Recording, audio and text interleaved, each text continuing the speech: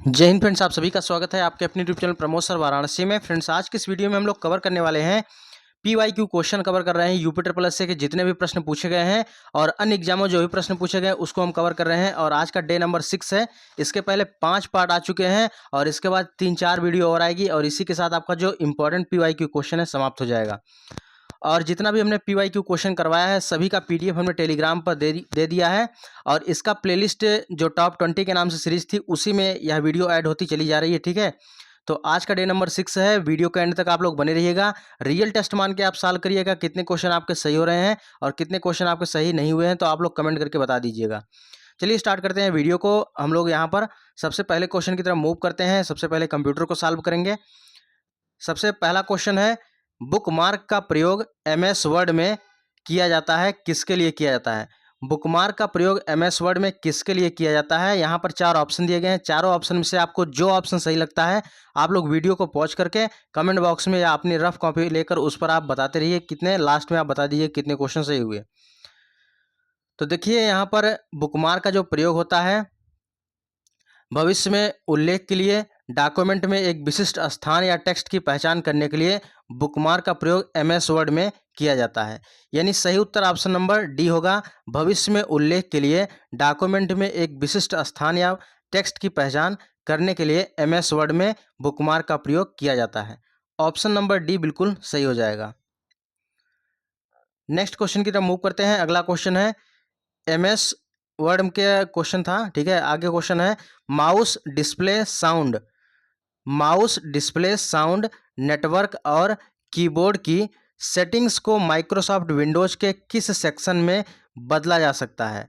यानी अगर आप माउस डिस्प्ले साउंड नेटवर्क और कीबोर्ड की सेटिंग को आप अगर चेंज करना चाहते हैं तो आप किस फंक्शन में जाकर, किस सेक्शन में जाकर आप उसको चेंज कर सकते हैं? तो 67 का राइट आंसर हो जाएगा option number B, control panel. यानी कंट्रोल पैनल का आप उपयोग करके माउस डिस्प्ले साउंड नेटवर्क और कीबोर्ड के जो फंक्शंस होते हैं उनमें आप चेंजमेंट कर सकते हैं।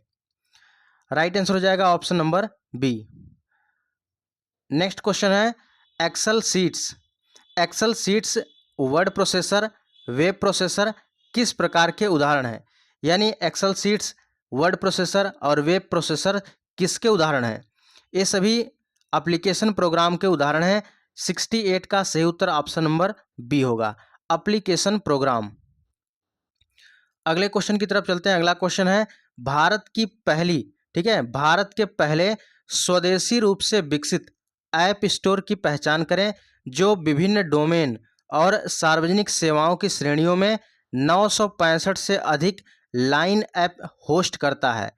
आपको उस ऐप का नाम बताना है जो स्वदेशी है। भारत का पहला स्वदेशी ऐप विकसित किया गया जिसमें विभिन्न डोमेन और सार्वजनिक यानी पब्लिक सर्विस की श्रेणियों में 965 से अधिक लाइव ऐप होस्ट करता है। तो वह कौन सा ऐप है, वह कौन सा सेवा है? तो यह मोबाइल सेवा ऐप स्टोर है। ऑप्शन नंबर डी का इसका राइट आंसर हो जाएगा। ठीक है, मोबाइल सेवा ऐप स्टोर।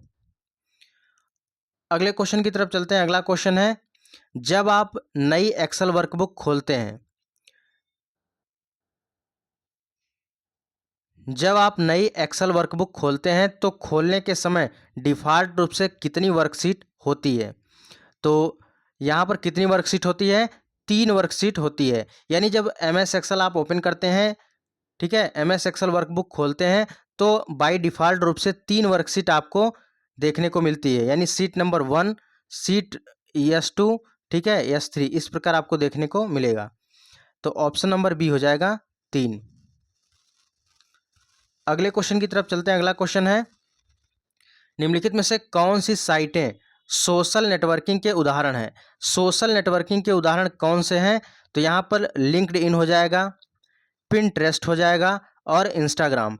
ये तीनों क्या है? सोशल साइटें हैं। ठीक है, सोशल नेटवर्किंग साइटें हैं। तो यहाँ पर राइट आंसर क्या होगा? 1, 2 एंड 3। 1, 2 एंड 3 यानी डी वाला ऑप्शन बिल्कुल सही हो जाएगा। 71 का right answer option number D होगा। चलिए अगले क्वेश्चन की तरफ मूव करते हैं। अगला क्वेश्चन है, यदि आप अधिक रैम स्थापित करते हैं तो माइक्रोसॉफ्ट विंडोज आधारित कंप्यूटर पर क्या असर होगा? तो निश्चित रूप से जब आप रैम जो है अधिक स्थापित करेंगे तो माइक्रोसॉफ्ट विंडोज आधारित कंप्यूटर पर क्या असर होगा, यह तेज गति से काम करने लगेगा, यानी इसकी जो कार्य करने की गति है बहुत तेज हो जाएगी। ऑप्शन नंबर बी हो जाएगा। जब रैम अधिक रहेगा तो कार्य करने की गति अधिक हो जाएगी। 72 का सही उत्तर ऑप्शन नंबर बी होगा। नेक्स्ट क्वेश्चन की तरफ चलते हैं। अगला क्वेश्चन है, एक स्टैंडर्ड पर्सनल कंप्यूटर में स्टार्ट मेन्यू क्या है। स्टार्ट मेन्यू के बारे में पूछ रहा है। स्टार्ट मेन्यू क्या होता है, एक स्टैंडर्ड पर्सनल कंप्यूटर में स्टार्ट मेन्यू क्या है। 73 का सही उत्तर ऑप्शन नंबर बी होगा। एक ऑप्शन और कमांड का सेट होता है। क्या होता है भैया, एक ऑप्शन और कमांड का सेट होता है start menu. Option number B होगा सही, बिल्कुल। अगले क्वेश्चन की तरफ चलते हैं। अगला क्वेश्चन है, कंप्यूटर के संदर्भ में ऑनलाइन का अर्थ निम्न में से क्या नहीं होता है। तो कंप्यूटर के संदर्भ में ऑनलाइन का अर्थ क्या नहीं होता है, तो यहाँ पर देखिए 74 का राइट आंसर क्या होगा। सबसे पहले दिया है नेटवर्क में कनेक्टिविटी की स्थिति, तो जाहिर सी बात है जब ऑनलाइन रहेंगी तो ऑनलाइन सिस्टम रहेगा तो नेटवर्क में कनेक्टिविटी की स्थिति रहेगी, ये बिल्कुल सही है। दूसरा दिया है एक गैर कार्यात्मक इकाई में कनेक्टिविटी की स्थिति, और तीसरा दिया है एक स्थिति जहां वास्तविक समय में लेन देन किया जा सकता है, यानी रियल टाइम में जो है लेन देन जो किया जाता है, ये भी ऑनलाइन का सिस्टम है। रिमोट सर्वर तक की पहुंच, ये भी बिल्कुल सही है। लेकिन बी वाला जो ऑप्शन दिया है 74 का बी, यही यहाँ पर सही नहीं है। एक गैर कार्यात्मक इकाई में कनेक्टिविटी की स्थिति सही नहीं है। अगला क्वेश्चन है, जब एक से अधिक व्यक्ति एक से अधिक कंप्यूटरों का एक समय व्यवहार करते हैं या प्रयोग करते हैं तो किसकी आवश्यकता होती है। जब एक से अधिक व्यक्ति एक ही, ठीक है, जब एक से अधिक व्यक्ति एक से अधिक कंप्यूटर का एक ही समय में प्रयोग करते हैं तो किसकी आवश्यकता होती है, टर्मिनल की आवश्यकता होती है। ऑप्शन नंबर डी होगा, टर्मिनल। अगले क्वेश्चन की तरफ चलते हैं। अगला क्वेश्चन है, अंकों तथा विभिन्न चौड़ाई के समानांतर रेखाओं के प्रतिरूप के रूप में मशीन द्वारा पठन योग्य कोड को क्या कहा जाता है। तो उसे क्या कहते हैं, उसे बार कोड कहा जाता है। ठीक है, जैसे आप मॉल वगैरह में जाते हैं तो उस पर जो चौड़ी चौड़ी पट्टियाँ बनी होती हैं, चौड़ी चौड़ी पट्टियाँ जब स्कैन करते हैं ना, आप कपड़ा वपड़ा खरीदते हैं तो उसके बाद स्कैन करते हैं ना, तो वो जो चौड़ी चौड़ी पट्टियाँ बनी होती हैं वही बार कोड होते हैं। और अगर जो क्यू आर कोड होता है, तो क्यू आर कोड देख रहे हैं, क्यू आर कोड ऐसे होता है यहाँ पर, ठीक है, डॉट डॉट डॉट रहता है, तो क्यू आर कोड देखे होंगे। तो क्यू आर कोड का फुल फॉर्म कई बार पूछता है, तो क्विक रिस्पांस होता है, इसको भी अच्छे से याद रखिएगा। चलिए अगला क्वेश्चन है, फंक्शन कुंजी एक विंडोज के कीबोर्ड की कई फंक्शन कार्य कर सकते हैं, इनमें से कौन सा डिफ़ॉल्ट नहीं है। तो भैया यहाँ पर F8 नहीं होता है, कई बार पूछा गया क्वेश्चन है, अच्छे से याद रखिएगा। F1 से क्या होता है, F1 से हेल्प होता है, F2 से रीनेम होता है। अगला क्वेश्चन है, विंडोज 10 को पहले एक पूर्वावलोकन के रूप में निम्नलिखित में से किस दिन जारी किया गया था। विंडोज 10 को एक ट्रायल के रूप में, पूर्वावलोकन के रूप में किस दिन जारी किया गया था। तो 1 अक्टूबर 2014 को जारी किया गया था, यानी 1 अक्टूबर 2014 को विंडोज 10 को पहले पूर्वावलोकन के रूप में जारी किया गया था। 78 का सही उत्तर ऑप्शन नंबर सी होगा। अगला क्वेश्चन है, SMTP का पूर्ण रूप क्या होता है। SMTP का पूर्ण रूप क्या होता है, सिंपल मेल ट्रांसफर प्रोटोकॉल होता है। क्या होता है, simple mail transfer protocol. Option number B होगा, 79 का बी। अगला क्वेश्चन है, किस कह रहा है कि निम्नलिखित में से किस भारतीय IT कंपनी की पूर्ण स्वामित्व वाली कंपनी सहायक कंपनी है। तो किस भारतीय IT कंपनी की पूर्ण स्वामित्व वाली सहायक कंपनी है, तो वह इंफोसिस है। ठीक है, आपको कमेंट बॉक्स में बताना है कि इंफोसिस का मुख्यालय कहाँ पर है, हेडक्वार्टर कहाँ पर है इसका। चलिए अब आगे चलते हैं हम लोग। उत्तर प्रदेश राज्य के जो सामान्य जानकारी है, इससे जो क्वेश्चन है इसको यहाँ पर कवर करते हैं। सबसे पहला क्वेश्चन है उत्तर प्रदेश से, प्रधानमंत्री मित्र योजना के तहत किन जिलों की सीमा पर 1000 एकड़ क्षेत्रफल में टेक्सटाइल पार्क की स्थापना की जाएगी। तो यह लखनऊ और हरदोई में की जाएगी। टेक्सटाइल पार्क की बात किया तो लखनऊ और हरदोई। अगला क्वेश्चन है, संविधान के अनुच्छेद 226 के अंतर्गत उच्च न्यायालय द्वारा दिया गया निर्देश परिवर्तित किया जा सकता है। तो यहाँ पर देखिए राइट आंसर हो जाएगा ऑप्शन नंबर डी, उपयुक्त में से किसी के द्वारा नहीं। अगला क्वेश्चन है, देवबंद आंदोलन उत्तर प्रदेश संयुक्त प्रांत में किस वर्ष प्रारंभ हुआ था? तो बात करें देवबंद आंदोलन की, तो देवबंद आंदोलन आपके सहारनपुर डिस्ट्रिक्ट से शुरू हुआ था। कहाँ से? सहारनपुर डिस्ट्रिक्ट से शुरू हुआ था। बहुत इंपॉर्टेंट, ये भी क्वेश्चन कई बार पूछा है। कहाँ से स्टार्ट हुआ था? सहारनपुर से स्टार्ट हुआ था। ठीक है, और किस वर्ष हुआ था? 1866 में सहारनपुर से देवबंद आंदोलन का यहाँ पर शुरुआत हुआ था। अगला क्वेश्चन है, नारी बंदी निकेतन क्या है? नारी बंदी निकेतन स्थित है, कहाँ पे स्थित है? तो नारी बंदी निकेतन उत्तर प्रदेश के लखनऊ में स्थित है। ऑप्शन नंबर ए हो जाएगा, 84 का ए हो जाएगा। अगला क्वेश्चन है, बिंद क्षेत्र में किस शिलाश्रय से सबसे अधिक मानव कंकाल मिले हैं? तो बिंद क्षेत्र में किस शिलाश्रय से सबसे अधिक मानव कंकाल मिले हैं? तो इसका सही उत्तर हो जाएगा ऑप्शन नंबर डी, लेखैया से। कहाँ से? लेखैया से सबसे अधिक मानव कंकाल मिले हैं। अगला क्वेश्चन है, देखिए यह डेटा जो है 2023 का है। तो 4 अप्रैल 2023 तक काशी क्षेत्र में कुल कितने उत्पादों को जीआई टैग मिला था? तो यह इसका राइट आंसर क्या है? 86 का राइट आंसर हो जाएगा ऑप्शन नंबर डी, 4 उत्पादों को जीआई टैग मिला था 2023 तक।